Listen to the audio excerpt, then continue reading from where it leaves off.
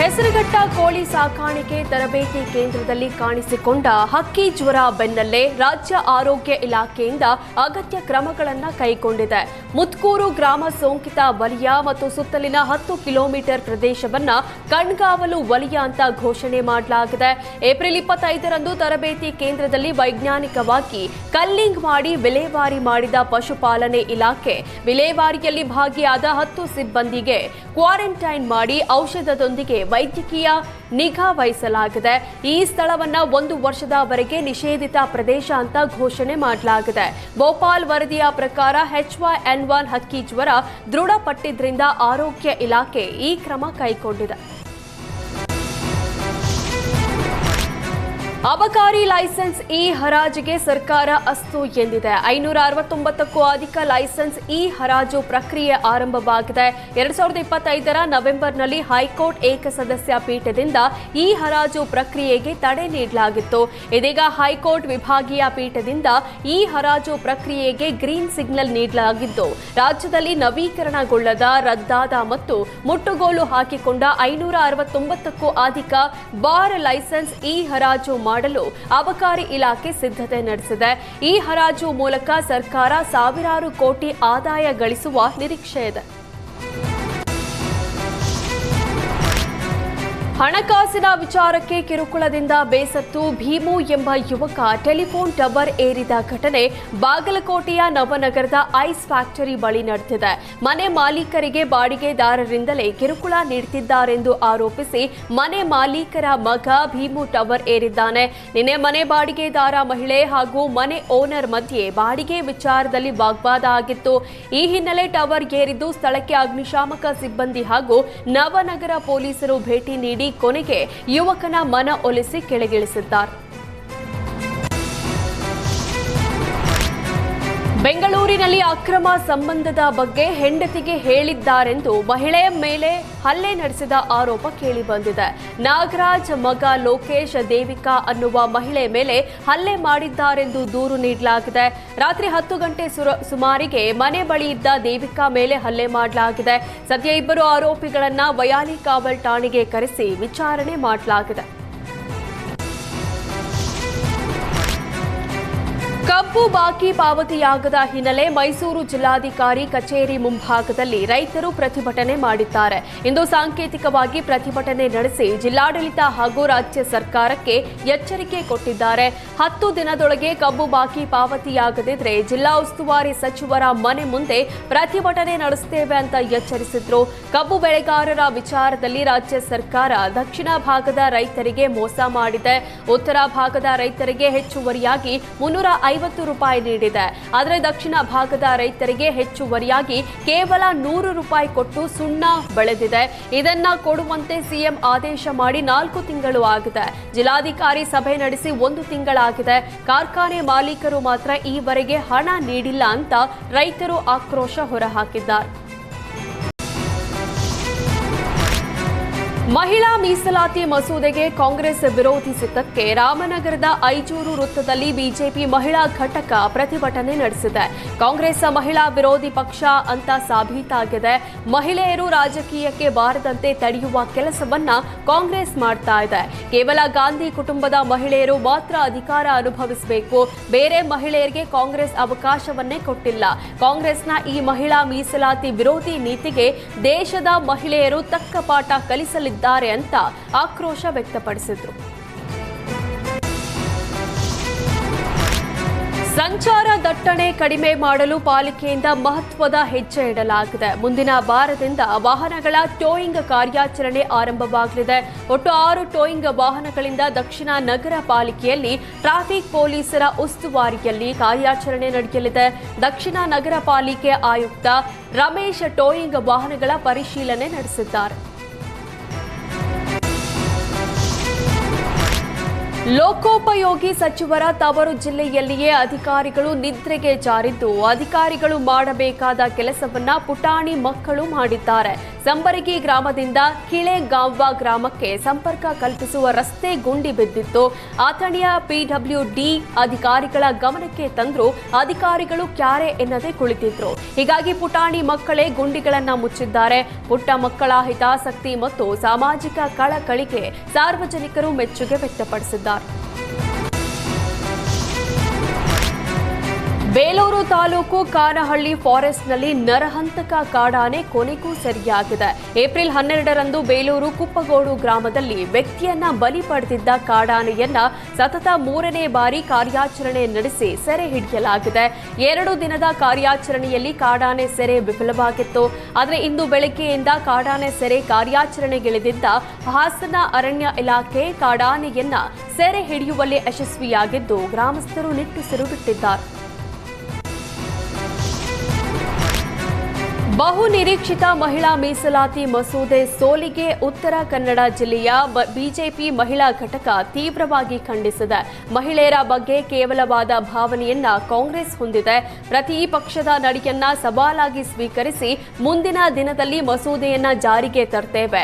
ಕಾಂಗ್ರೆಸ್ ಮತ್ತು ಕಾಂಗ್ರೆಸ್ ಮಿತ್ರ ಪಕ್ಷಕ್ಕೆ ತಕ್ಕ ಪಾಠ ಕಲಿಸ್ತೇವೆ ಅಂತ ಬಿಜೆಪಿ ರಾಜ್ಯ ಉಪಾಧ್ಯಕ್ಷೆ ರೂಪಾಲಿ ನಾಯ್ಕ್ ಆಕ್ರೋಶ ವ್ಯಕ್ತಪಡಿಸಿದರು. ಮಹಿಳೆಯರ ಸಂಖ್ಯೆಯಲ್ಲಿ ಜಾಸ್ತಿ ಮಾಡಿ ಮತ ಅಂದ್ರೆ ಮಹಿಳೆಯರಿಗೆ ಈ ಒಂದು ಮೀಸಲಾತಿ ಇಟ್ಟು ಮಹಿಳೆಯರಿಗೆ ಪ್ರಾತಿನಿಧ್ಯ ಕೊಟ್ಟು ಅವರು ಮುಂದೆ ಬರ್ಬೇಕಂತ ಹೇಳಿ ನೆಚ್ಚಿನ ಪ್ರಧಾನಿಜಿಯವರು ಅದೆಷ್ಟೋ ಉತ್ಸಾಹದಿಂದ ನಿನ್ನೆ ವಿಶೇಷ ಒಂದು ಅಧಿವೇಶನ ಕರೆದು ಆ ಅಧಿವೇಶನದಲ್ಲಿ ಎಲ್ಲರನ್ನು ಒಳಗೊಂಡಂತೆ ಪ್ರತಿಪಕ್ಷದ ನಾಯಕರು ಸೇರಿ ಇವತ್ತು ಅಲ್ಲಿ ಕೂತ್ಕೊಂಡಾಗ ಅಲ್ಲಿ ಆಗಿರುವಂತ ಈ ವೋಟಿಂಗ್ ಮತದಾನದಲ್ಲಿ ಕಾಂಗ್ರೆಸ್ಸಿನ ನಾಯಕರು ಕಾಂಗ್ರೆಸ್ಸಿನ ಪ್ರತಿಪಕ್ಷದ ನಾಯಕರು ಎಲ್ಲರೂ ಸೇರಿ ಈ ವಿಧೇಯಕಕ್ಕೆ ಅವರು ಕುಂಠಿತ ಮಾಡಿದ್ದಾರೆ, ಹಿನ್ನೆಟ್ ಮಾಡಿದ್ದಾರೆ, ಮತದಾನ ಮಾಡಿಲ್ಲ. ಅದು ನಮ್ಗೆಲ್ಲ ಭಾರತೀಯ ನಾರಿಯರಿಗೆ ಮಾಡಿದ ಒಂದು ಬಹಳ ದೊಡ್ಡ ಒಂದು ನೋವು ಅಂತ ಹೇಳಿ ನಾವು ಇವತ್ತು ಹೇಳಲಿಕ್ಕೆ ಇಷ್ಟಪಡ್ತಾ ಇದ್ದೇವೆ. ಬಳ್ಳಾರಿ ಮಹಾನಗರ ಪಾಲಿಕೆಗೆ 4 ವರ್ಷಗಳ ತೆರಿಗೆ ಬಾಕಿ ಉಳಿಸಿಕೊಂಡ ಹಿನ್ನೆಲೆ ಬಳ್ಳಾರಿಯ ಪ್ರತಿಷ್ಠಿತ ಎಸ್ಎಲ್ಎನ್ ಮಾಲ್ಗೆ ಪಾಲಿಕೆ ಅಧಿಕಾರಿಗಳು ಬೀಗ ಹಾಕಿದ್ದಾರೆ. ತೆರಿಗೆ ಹಿಂದಿನ ಬಾಕಿ ಬಡ್ಡಿ ಸೇರಿ 2 ಕೋಟಿಗೂ ಹೆಚ್ಚು ಹಣವನ್ನ ಪಾವತಿಸಬೇಕಿದೆ ಅಂತ ಪಾಲಿಕೆ ಅಧಿಕಾರಿಗಳು ಮಾಹಿತಿ ನೀಡಿದ್ದಾರೆ. ಕಳೆದ ವರ್ಷವೂ ಮಾಲ್ಗೆ ಬೀಗ ಹಾಕಲಾಗಿತ್ತು. ಆಗ 37 ಲಕ್ಷ ರೂಪಾಯಿ ಪಾವತಿ ಮಾಡಲಾಗಿತ್ತು. ಉಳಿದ ಹಣ ಪಾವತಿಸುವ ಭರವಸೆ ನೀಡಿದ್ರು. ಆದರೆ ಈ ವರ್ಷ ಮಾರ್ಚ್ ತಿಂಗಳು ಪೂರ್ಣಗೊಂಡರೂ ತೆರಿಗೆ ಪಾವತಿ ಮಾಡದ ಹಿನ್ನೆಲೆ ಅಧಿಕಾರಿಗಳು ನೋಟಿಸ್ ನೀಡಿ ಮಾಲ್ಗೆ ಬೀಗ ಜಡಿದಿದ್ದಾರೆ. ಮಂಡ್ಯ ಜಿಲ್ಲೆ ಶ್ರೀರಂಗಪಟ್ಟಣ ತಾಲೂಕಿನ ಕೆಆರ್ಎಸ್ ಜಲಾಶಯದ ನೀರಿನ ಮಟ್ಟ 99 ಅಡಿಗೆ ಕುಸಿದಿದೆ. ಮುಂಗಾರು ತಡವಾದರೆ ಕಾವೇರಿ ನೀರು ಅವಲಂಬಿಸಿರೋ ಜನರಿಗೆ ಕುಡಿಯುವ ನೀರಿಗೆ ಕಂಟಕ ಎದುರಾಗಲಿದೆ. 124.80 ಅಡಿ ಗರಿಷ್ಠ ಮಟ್ಟ ಹೊಂದಿರೋ ಕೆಆರ್ಎಸ್ ಜಲಾಶಯದಲ್ಲಿ ಸದ್ಯ 22 ಟಿಎಂಸಿ ಮಾತ್ರ ನೀರು ಇದೆ. ಅದರಲ್ಲಿ 7 ಟಿಎಂಸಿ ಡೆಡ್ ಸ್ಟೋರೇಜ್ ಇದೆ. ಹೀಗಾಗಿ 15 ಟಿಎಂಸಿ ಮಾತ್ರ ಬಳಕೆಗೆ ಲಭ್ಯವಿದೆ. ಇಷ್ಟು ನೀರಿನಲ್ಲಿ ಕಟ್ಟು ಪದ್ಧತಿಯಲ್ಲಿ ಬೆಳೆಗೆ ಕೂಡ ನೀರು ಕೊಡಬೇಕು. ಜೊತೆಗೆ ಕುಡಿಯಲು ಮೀಸಲಿಡಬೇಕಾದ ಪರಿಸ್ಥಿತಿ ಇದೆ. ಒಂದು ವೇಳೆ ಜೂನ್ ಮೊದಲ ವಾರದಲ್ಲಿ ಮಳೆ ಬಾರದಿದ್ರೆ ಸಮಸ್ಯೆ ಎದುರಾಗುವ ಭೀತಿ ಇದೆ. ಮೈಸೂರು ಜಿಲ್ಲೆಯ ಹಾದನೂರು ಗ್ರಾಮದ ಜಮೀನಿನಲ್ಲಿ ಹುಲಿ ಪ್ರತ್ಯಕ್ಷವಾಗಿದ್ದು ಗ್ರಾಮಸ್ಥರಲ್ಲಿ ಆತಂಕದ ವಾತಾವರಣ ಸೃಷ್ಟಿಯಾಗಿದೆ. ಕೆಲ ತಿಂಗಳ ಹಿಂದೆ ರೈತನ ಮೇಲೆ ಹುಲಿ ದಾಳಿ ಮಾಡಿದ್ದು ಗಂಭೀರವಾಗಿ ಗಾಯಗೊಂಡಿದ್ದ. ಈಗ ಮತ್ತೆ ವ್ಯಾಘ್ರ ಕಾಣಿಸಿಕೊಂಡ ಹಿನ್ನೆಲೆ ಗ್ರಾಮಸ್ಥರಲ್ಲಿ ಹೊರಗೆ ಓಡಾಡಲು ಆತಂಕ ಉಂಟಾಗಿದೆ. ಸ್ಥಳಕ್ಕೆ ಅರಣ್ಯ ಸಿಬ್ಬಂದಿ ದೌಡಾಯಿಸಿದ್ದು ಹುಲಿ ಚಲನವಲನದ ಮೇಲೆ ನಿಗಾ ಇಟ್ಟಿದ್ದಾರೆ. ಮಲೆನಾಡಲ್ಲಿ ಕಾಡಾನೆಗಳ ಹಾವಳಿ ತಪ್ಪುತ್ತಲೇ ಇಲ್ಲ. ಇಂದು ಬೆಳ್ಳಂಬೆಳಗ್ಗೆಯೇ ಮೂಡಿಗೆರೆ ತಾಲೂಕಿನ ದೇವನಾಗೂಲ್ ಸಮೀಪದ ಗುಡ್ಡಗಾಡು ಗ್ರಾಮದ ರಸ್ತೆಯಲ್ಲಿ ಒಂಟಿ ಸಲಗ ಪ್ರತ್ಯಕ್ಷವಾಗಿದ್ದು ಸ್ಥಳೀಯರಲ್ಲಿ ಆತಂಕ ಹೆಚ್ಚಾಗಿದೆ. ಕಳೆದ 3-4 ದಿನದಿಂದ ದೇವನಾಗೂಲ್ ಗ್ರಾಮದ ಸಮೀಪವೇ ಬೀಡು ಬಿಟ್ಟಿರೋ ಸಲಗ ಕೆಲಸ ಕಾರ್ಯಗಳಿಗೆ ಹೋಗುವ ಕಾರ್ಮಿಕರಲ್ಲಿ ಆತಂಕ ಕಾಡ್ತಾ ಇದೆ. ಆನೆಗಳ ಹಿಂಡನ್ನ ಕಾಡಿಗಟ್ಟುವಂತೆ ಸ್ಥಳೀಯರು ಆಗ್ರಹಿಸಿದ್ದಾರೆ. ಬಳ್ಳಾರಿ ಪೊಲೀಸರಿಗೆ ಚಳ್ಳೆಹಣ್ಣು ತಿನ್ನಿಸಿ ಪೊಲೀಸ್ ಠಾಣೆಯಿಂದ ತಪ್ಪಿಸಿಕೊಂಡಿದ್ದ ಬಂಧಿತ ಆರೋಪಿ ನಿನ್ನೆ ತಡರಾತ್ರಿ ಪತ್ತೆಯಾಗಿದ್ದಾನೆ. ಮೊನ್ನೆ ನಾಪತ್ತೆಯಾಗಿದ್ದ ಆರೋಪಿ ನಿನ್ನೆ ಪತ್ತೆಯಾಗಿದ್ದು, ಇದು ಬಳ್ಳಾರಿ ಪೊಲೀಸರ ನಡೆಯನ್ನ ಪ್ರಶ್ನಿಸುವಂತೆ ಮಾಡಿದೆ. ಕರ್ನಾಟಕ ಕೈಗಾರಿಕಾ ಪ್ರದೇಶಾಭಿವೃದ್ಧಿ ಮಂಡಳಿಯಲ್ಲಿ 16.17 ಕೋಟಿ ಲೂಟಿ ಹೊಡೆದಿದ್ದ ಗುತ್ತಿಗೆ ನೌಕರ ಸಂತೋಷ್ನನ್ನ ಅರೆಸ್ಟ್ ಮಾಡಲಾಗಿತ್ತು. ನಿಯಮದ ಪ್ರಕಾರ ಸರ್ಕಾರಿ ಹಣ ದುರ್ಬಳಕೆ ಪ್ರಕರಣ ಸಿಐಡಿಗೆ ವರ್ಗಾವಣೆಯಾದ ಹಿನ್ನೆಲೆ ಎಪಿಎಂಸಿ ಠಾಣೆ ಪೊಲೀಸರು ಆರೋಪಿಯನ್ನ ವಿಚಾರಣೆ ಮಾಡಿ ಸಿಐಡಿಗೆ ಒಪ್ಪಿಸಬೇಕಿತ್ತು. ಆದರೆ ಅಷ್ಟರಲ್ಲೇ ಇಷ್ಟೆಲ್ಲ ದೊಡ್ಡ ರಾಮಾಯಣ ನಡೆದಿದ್ದು ಪೊಲೀಸರ ನಡೆ ಪ್ರಶ್ನೆ ಮಾಡುವಂತೆ ಮಾಡಿದೆ. ರಾಯಚೂರು ನಗರದ ಪ್ರತಿಷ್ಠಿತ ಖಾಸಗಿ ಹೋಟೆಲ್ನಲ್ಲಿ ತಡರಾತ್ರಿ ಶಾರ್ಟ್ ಸರ್ಕ್ಯೂಟ್ನಿಂದ ದಟ್ಟ ಹೊಗೆ ಆವರಿಸಿ ಆತಂಕ ಸೃಷ್ಟಿಯಾಗಿತ್ತು. ಕೂಡಲೇ ಹೋಟೆಲ್ನಲ್ಲಿ ಇದ್ದವರನ್ನ ಸಿಬ್ಬಂದಿ ಹೊರಗಡೆ ಕಳಿಸಿದ್ದಾರೆ. ಬಳಿಕ ಪಶ್ಚಿಮ ಠಾಣೆ ಪೊಲೀಸರು ಅಗ್ನಿಶಾಮಕ ಸಿಬ್ಬಂದಿ ಸ್ಥಳಕ್ಕೆ ಭೇಟಿ ನೀಡಿ ದಟ್ಟ ಹೊಗೆಯನ್ನ ನಿಯಂತ್ರಣ ಮಾಡಿದ್ರು. ಮಲೆ ಮಹದೇಶ್ವರ ಅರಣ್ಯ ವ್ಯಾಪ್ತಿಯ ಮೆದಗಾನಾಣೆ ಗ್ರಾಮಕ್ಕೆ ಕೊನೆಗೂ ವಿದ್ಯುತ್ ಸಂಪರ್ಕ ಕಲ್ಪಿಸಲಾಗಿದೆ. ಕಾಮಗಾರಿ ಮುಗಿದಿದ್ರೂ ಸಂಪರ್ಕ ಕಲ್ಪಿಸದ ಹಿನ್ನೆಲೆ ಗ್ರಾಮಸ್ಥರು ಧರಣಿ ನಡೆಸಿದ್ರು. ಹೀಗಾಗಿ ಜಿಲ್ಲಾಧಿಕಾರಿ ಆದೇಶ ಮೇರೆಗೆ ಸೆಸ್ಕ್ ಅಧಿಕಾರಿಗಳು ವಿದ್ಯುತ್ ಸಂಪರ್ಕ ಕಲ್ಪಿಸಿದ್ದಾರೆ. 2 ವರ್ಷಗಳ ಹಿಂದೆ ಜಿಲ್ಲೆಯ 31 ಹಾಡಿಗಳಿಗೆ ವಿದ್ಯುತ್ ಸಂಪರ್ಕ ಕಲ್ಪಿಸುವ ಯೋಜನೆಗೆ ಚಾಲನೆ ನೀಡಲಾಗಿತ್ತು. ಕಳೆದ ವರ್ಷ ಪಾಲಾರ್ ಗ್ರಾಮಕ್ಕೆ ವಿದ್ಯುತ್ ಸಂಪರ್ಕ ಕಲ್ಪಿಸಲಾಗಿತ್ತು. ಆದರೆ ಈಗ ಗ್ರಾಮಸ್ಥರ ಹೋರಾಟಕ್ಕೆ ಮಣಿದು ಮೆದಗಾನಾಣೆ ಗ್ರಾಮದಲ್ಲೂ ವಿದ್ಯುತ್ ಬೆಳಕು ಬಂದಿದೆ. ಮಂಡ್ಯದಲ್ಲಿ ಜಮೀನು ಪೋಡಿಗಾಗಿ 3 ವರ್ಷದಿಂದ ಅಲೆದಾಡ್ತಿರುವ ಕಾಳೇಗೌಡ ಎಂಬ ರೈತ ತಾಲೂಕು ಕಚೇರಿಯ ಸರ್ವೆ ಅಧಿಕಾರಿಗಳಿಗೆ ಹಿಗ್ಗಾಮುಗ್ಗಾ ಜಾಡಿಸಿದ್ದಾನೆ. ಸಾರ್ವಜನಿಕರ ಕೆಲಸ ಮಾಡಿಕೊಡ್ಲಿ ಎಂದೇ ನಿಮಗೆ ಸಂಬಳ ಕೊಡೋದು, 25 ಬಾರಿ ಅಲೆದಾಡಬೇಕು, ನಾವೇನು ನಿಮ್ಮ ಗುಲಾಮರ, ನೀವೆಲ್ಲ ಭ್ರಷ್ಟರಾಗಿದ್ದೀರಿ, ನಿಮ್ಮೆಲ್ಲರನ್ನ ಆಚೆ ಓಡಿಸಬೇಕು, ರೈತರ ದುಡ್ಡು ತಿಂದ್ರೆ ನಿಮ್ಮ ಮನೆ ಹಾಳಾಗುತ್ತೆ ಅಂತ ಕೆಲಸ ಮಾಡಿಕೊಡದ ಅಧಿಕಾರಿಗಳಿಗೆ ಹಿಡಿಶಾಪ ಹಾಕಿದ್ದಾರೆ. ಕೊಪ್ಪಳ ಜಿಲ್ಲೆಯಲ್ಲಿ ತಾಪಮಾನ ಹೆಚ್ಚಾದ ಹಿನ್ನೆಲೆ ಆಂಜನೇಯನ ಜನ್ಮಸ್ಥಳಕ್ಕೂ ಬಿಸಿಲಿನ ತಾಪ ತಟ್ಟಿದೆ. 11 ಗಂಟೆಯ ನಂತರ ಭಕ್ತರಿಗೆ ಆಂಜನೇಯನ ದರ್ಶನದ ಭಾಗ್ಯ ಇರೋದಿಲ್ಲ. ಜಿಲ್ಲಾ ಆಡಳಿತ ಅಂಜನಾದ್ರಿ ಬೆಟ್ಟಕ್ಕೆ ಸಮಯ ನಿಗದಿ ಮಾಡಿದೆ. ಬೆಳಗ್ಗೆ 11 ಗಂಟೆಯಿಂದ ಸಂಜೆ 4 ಗಂಟೆಯವರೆಗೆ ಭಕ್ತರಿಗೆ ಪ್ರವೇಶ ನಿಷೇಧಿಸಲಾಗಿದೆ. 575 ಮೆಟ್ಟಿಲುಗಳಿರುವ ಅಂಜನಾದ್ರಿ ಬೆಟ್ಟಕ್ಕೆ ಹತ್ತೋ ವೇಳೆ ಬಿಸಿಲಿನಿಂದ ಭಕ್ತರ ಆರೋಗ್ಯ ಸಮಸ್ಯೆ ಕಾಣಿಸಿಕೊಂಡಿದ್ರಿಂದ ಮಧ್ಯಾಹ್ನದ ವೇಳೆ ಜಿಲ್ಲಾಧಿಕಾರಿ ಸುರೇಶ್ ಇಟ್ನಾಳ್ ಪ್ರವೇಶ ನಿಷೇಧ ಮಾಡಿ ಆದೇಶಿಸಿದ್ದಾರೆ.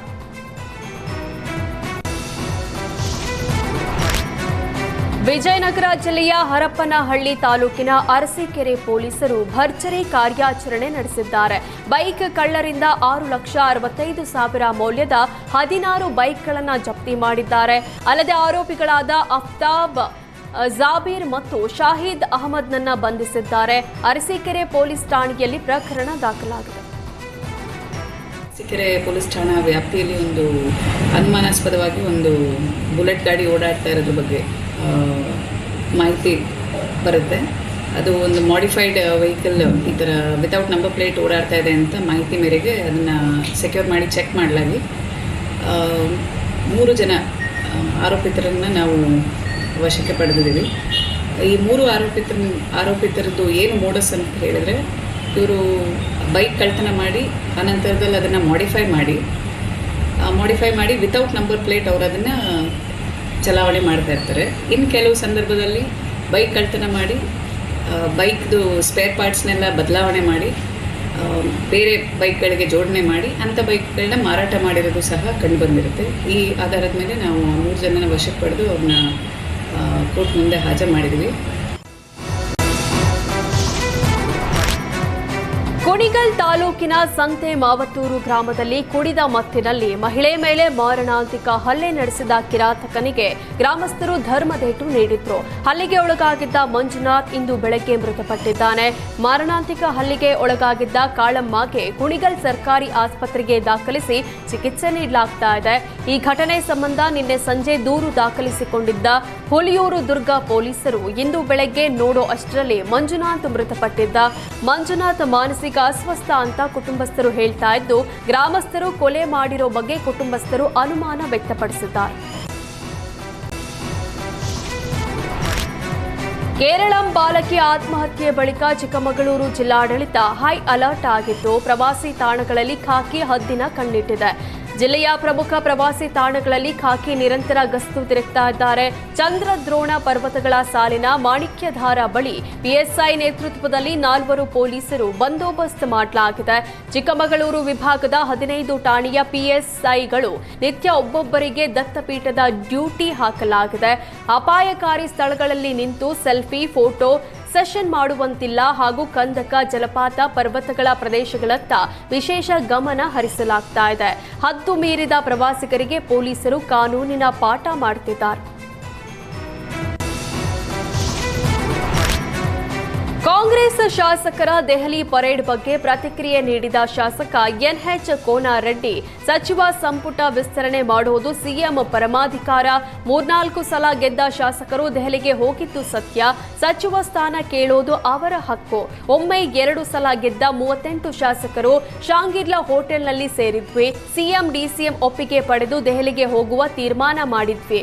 ಎಲ್ಲ ಶಾಸಕರಿಗೂ ಅವಕಾಶ ಕೊಡುವಂತೆ ಸಿಎಂಗೆ ಮನವಿ ಮಾಡಿದ್ದೇವೆ. ಸಿಎಂ ಏನ್ ಹೇಳ್ತಾರೆ ಆ ಪ್ರಕಾರ ಮಾಡ್ತೀವಿ ಅಂತ ಹೇಳಿದ್ರು. ಸಚಿವ ಸಂಪುಟ ವಿಸ್ತರಣೆ ಮಾಡ್ತಕ್ಕಂಥದ್ದು ಮುಖ್ಯಮಂತ್ರಿಗಳ ಪರಮಾಧಿಕಾರ.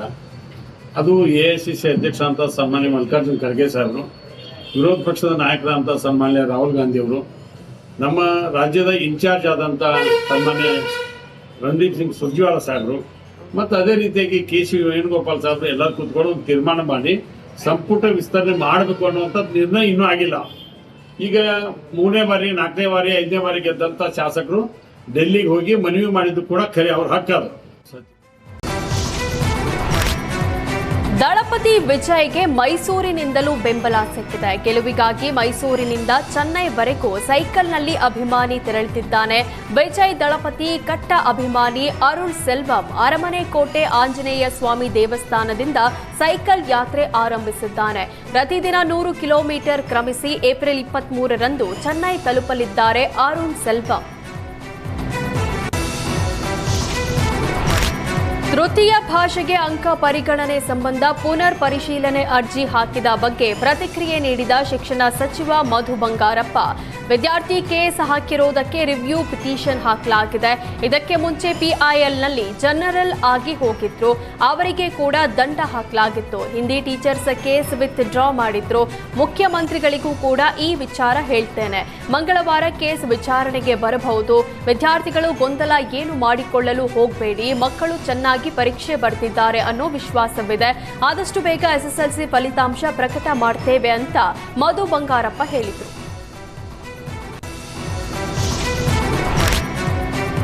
ಸಂಸತ್ನಲ್ಲಿ ಮಹಿಳಾ ಮೀಸಲಾತಿ ಬಿಲ್ಗೆ ಸೋಲಿನ ಬಗ್ಗೆ ಮಾತನಾಡಿದ ಗೃಹ ಸಚಿವ ಪರಮೇಶ್ವರ್, ಕಾಂಗ್ರೆಸ್ ಪಕ್ಷ ಮಹಿಳಾ ಮೀಸಲಾತಿಗೆ ವಿರೋಧಿಸಲ್ಲ. ಮೊದಲು ಮನಮೋಹನ್ ಸಿಂಗ್ ಇದ್ದಾಗ ದೇಶದಲ್ಲಿ ತಂದಿದ್ದೇ ನಾವು, ಹಾಗಾಗಿ ಅದನ್ನ ವಿರೋಧಿಸುವ ಪ್ರಶ್ನೆ ಇಲ್ಲ. ಆದರೆ ಈಗ ಯಾವ ರೂಪದಲ್ಲಿ ಮತ್ತು ಯಾವ ಸಂದರ್ಭದಲ್ಲಿ ಈ ಬಿಲ್ ಕೇಂದ್ರ ತಂದಿದೆ ಅನ್ನೋದು ಮುಖ್ಯ. ಕ್ಷೇತ್ರ ಮರು ವಿಂಗಡಣೆ ಬಿಲ್ ಜೊತೆಗೆ ಮಹಿಳಾ ಮೀಸಲಾತಿ ಬಿಲ್ ತಂದಿದ್ದಾರೆ. ಇದು ಸರಿಯಲ್ಲ. ಇನ್ನೊಮ್ಮೆ ಕೇಂದ್ರ ಸರ್ಕಾರ ವಿಪಕ್ಷಗಳ ವಿಶ್ವಾಸ ಪಡೆದುಕೊಂಡು ಮಹಿಳಾ ಮೀಸಲಾತಿ ಬಿಲ್ ಸಂಸತ್ನಲ್ಲಿ ತರಲಿ ಅಂತ ಹೇಳಿದರು. ಸ್ಪಷ್ಟಪಡಿಸ್ತೇನೆ, ಕಾಂಗ್ರೆಸ್ಸು ಮತ್ತು ನಮ್ಮ ಪಕ್ಷ ಮಹಿಳಾ ಮೀಸಲಾತಿಗೆ ವಿರೋಧ ಇಲ್ಲ. ನಾವೇ ಇದನ್ನು ಡಾಕ್ಟರ್ ಮನಮೋಹನ್ ಸಿಂಗ್ ಇದ್ದಂಥ ಸಂದರ್ಭದಲ್ಲಿ ಈ ಮಹಿಳಾ ಮೀಸಲಾತಿಯನ್ನು ಪ್ರಥಮವಾಗಿ ಈ ದೇಶದಲ್ಲಿ ತೆಗೆದುಕೊಂಡಿದ್ದು ಬಂದಿದ್ದೆ ಕಾಂಗ್ರೆಸ್ ಪಕ್ಷ. ಅದರಿಂದ ನಾವು ವಿರೋಧ ಮಾಡುವ ಪ್ರಶ್ನೆ ಇಲ್ಲ. ಆದರೆ ಪ್ರಸ್ತುತ ಸರ್ಕಾರ, ಕೇಂದ್ರ ಸರ್ಕಾರ ಏನು ಯಾವ ಫಾರಮ್ನಲ್ಲಿ ಅದನ್ನು ತಂದಿದೆ ಮತ್ತು ಜೊತೆಗೆ ಲೋಕಸಭೆಯ ಏನು ಸ್ಥಳಗಳಿದೆ, ಸೀಟ್ಗಳಿದೆ, ಸಂಖ್ಯೆ ಇದೆ, ಅದನ್ನು ಹೆಚ್ಚು ಮಾಡುವಂಥ ತೀರ್ಮಾನವನ್ನು ಕೂಡ ಈ ಒಂದು ಮಸೂದೆಯಲ್ಲೇ ಅಳವಡಿಸ್ಕೊಂಡು ತಂದಿದ್ದಾರೆ. 543 ಸೀಟ್ಗಳಿರುವ ಲೋಕಸಭೆ ಸೀಟು 850 ಮಾಡ್ತಕ್ಕಂಥ ರೀತಿಯಲ್ಲಿ ಇದನ್ನು ತಂದಿದ್ದಾರೆ. ಇದರ ಬಗ್ಗೆ ಚರ್ಚೆ ಆಗಬೇಕಾಗಿತ್ತಲ್ವ? ವಿರೋಧ ಪಕ್ಷದವರನ್ನು ವಿಶ್ವಾಸಕ್ಕೆ ತೆಗೆದುಕೊಳ್ಬೇಕಾಗಿತ್ತು, ಚರ್ಚೆ ಮಾಡಬೇಕಾಗಿತ್ತು. ಆನಂತರ ಮಸೂದೆಯನ್ನು ಲೋಕಸಭೆಗೆ ತಂದಿದ್ದಿದ್ರೆ ಬಹುಶಃ ಅದು ಪಾಸ್ ಆಗ್ತಾ ಇತ್ತು. ಬೆಂಗಳೂರಿನ HSR ಲೇಔಟ್ನಲ್ಲಿ ಮನೆ ಮುಂದೆ ನಿಲ್ಲಿಸಿದ್ದ ಬೈಕ್ ಕಳ್ಳತನ ಮಾಡಲಾಗಿತ್ತು. ಕದ್ದ ಬೈಕ್ನಲ್ಲಿ ಕಳ್ಳ ಜಾಲಿ ರೈಡ್ ಮಾಡಿದ್ದು ಬೈಕ್ ಮಾಲೀಕನಿಗೆ ಫೈನ್ ಬಿದ್ದಿದೆ. ಕಳ್ಳತನ ಆಗಿರುವ ಬೈಕ್ ಟ್ರಾಫಿಕ್ ಸಿಗ್ನಲ್ ಕ್ಯಾಮೆರಾದಲ್ಲಿ ಸೆರೆಯಾಗಿದ್ದು ಟ್ರಾಫಿಕ್ ರೂಲ್ಸ್ ಬ್ರೇಕ್ ಮಾಡಿದ್ದಕ್ಕೆ ಬೈಕ್ ಮಾಲೀಕನಿಗೆ ದಂಡದ ಮೆಸೇಜ್ ಬಂದಿದ್ದು ಬೈಕ್ ಮಾಲೀಕ ಕಕ್ಕಾಬಿಕ್ಕಿಯಾಗಿದ್ದಾನೆ. ಮಾರ್ಚ್ 28ರಂದು ಮನೆ ಬಳಿ ನಿಲ್ಲಿಸಿದ್ದ ಬೈಕ್ ಕದ್ದ ದೃಶ್ಯ ಸಿಸಿ ಕ್ಯಾಮೆರಾದಲ್ಲಿ ಸೆರೆಯಾಗಿತ್ತು. HSR ಲೇಔಟ್ ಪೊಲೀಸ್ ಠಾಣೆಯಲ್ಲಿ ದೂರು ನೀಡಿದ್ರು ಬೈಕ್ ಸಿಕ್ಕಿರಲಿಲ್ಲ. ಆದ್ರೀಗ ಕದ್ದ ಬೈಕ್ನಲ್ಲಿ ಕಳ್ಳರು ಟ್ರಾಫಿಕ್ ರೂಲ್ಸ್ ಬ್ರೇಕ್ ಮಾಡಿ ಸಂಚಾರ ಮಾಡ್ತಿರೋದು ಮಾಲೀಕನಿಗೆ ಸಂಕಷ್ಟ ತಂದಿಟ್ಟಿದೆ. ರಾಜ್ಯ ರಾಜಧಾನಿ ಬೆಂಗಳೂರಿನಲ್ಲಿ LPG ಸಮಸ್ಯೆ ಮುಂದುವರೆದಿದೆ. ಗ್ಯಾಸ್ ಇಲ್ಲದೆ ಬಹುತೇಕ ಗ್ಯಾಸ್ ಬಂಕ್ ಕ್ಲೋಸ್ ಆಗಿದೆ. Chamarajpet Bharat petroleum gas bunk ಮುಂದೆ ಕಿಲೋಮೀಟರ್ ಗಟ್ಟಲೆ ಆಟೋಗಳು ಕ್ಯೂ ನಿಂತಿದೆ. ಖಾಸಗಿ ಆಟೋ ಗ್ಯಾಸ್ ಬಂಕ್ಗಳಲ್ಲಿ ಮನಸೋ ಇಚ್ಛೆ ದರ ಏರಿಕೆ ಮಾಡಲಾಗಿದೆ. ಹೀಗಾಗಿ ಬೇರೆ ಬೇರೆ ಭಾಗದಿಂದ ಸರ್ಕಾರಿ ಗ್ಯಾಸ್ ಬಂಕ್ಗಳಿಗೆ ಬಂದು ಗ್ಯಾಸ್ ಹಾಕಿಸಿಕೊಳ್ತಾ ಇದ್ದಾರೆ ಆಟೋ ಚಾಲಕರು.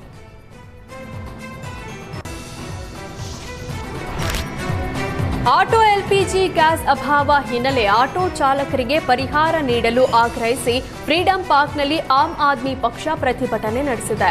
ಆಟೋಗೆ ಹಗ್ಗ ಕಟ್ಟಿ ಎಳೆಯೋ ಸರ್ಕಾರದ ವಿರುದ್ಧ ಧಿಕ್ಕಾರ ಕೂಗಿ ಆಕ್ರೋಶ ವ್ಯಕ್ತಪಡಿಸಿದ್ರು.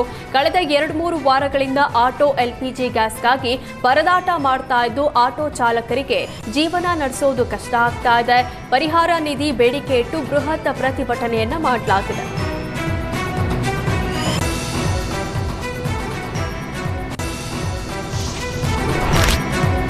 ರಾಜ್ಯದಲ್ಲಿ ಅಂತರ್ಜಾತಿ ವಿವಾಹ ಆದವರಿಗೆ ಸರ್ಕಾರದ ಪ್ರೋತ್ಸಾಹ ಧನ ಬರ್ತಾ ಇಲ್ಲ. ಸಾವಿರಾರು ಅರ್ಜಿ ವಿಲೆಯಾಗದೆ ಬಾಕಿ ಉಳಿದಿದೆ. ಸಿದ್ದರಾಮಯ್ಯ ಸರ್ಕಾರ ರಾಜ್ಯದಲ್ಲಿ ಜಾತಿ ವ್ಯವಸ್ಥೆಯ ಗೋಡೆಗಳನ್ನು ಕೆಡವಿ ಸಾಮಾಜಿಕ ಸಾಮರಸ್ಯ ಮೂಡಿಸುವ ನಿಟ್ಟಿನಲ್ಲಿ ಸರ್ಕಾರದಿಂದ ಯೋಜನೆಯನ್ನ ಜಾರಿಗೆ ತಂದಿತ್ತು. ಆದ್ರೀಗ ಯೋಜನೆಗೆ ಆರ್ಥಿಕ ಸಂಕಷ್ಟ ಎದುರಾಗಿದೆ. ಕಳೆದ 3 ವರ್ಷಗಳಿಂದ 5,000 ಅರ್ಜಿಗಳು ಬಾಕಿ ಇದೆ. ಪರಿಶಿಷ್ಟ ಜಾತಿಯ ಯುವತಿಯನ್ನ ಹಿಂದೂ ಧರ್ಮದ ಇತರ ಜಾತಿಯ ಯುವಕ ಮದುವೆ ಆದ್ರೆ ಹಣ ನೀಡಲಾಗ್ತಿತ್ತು.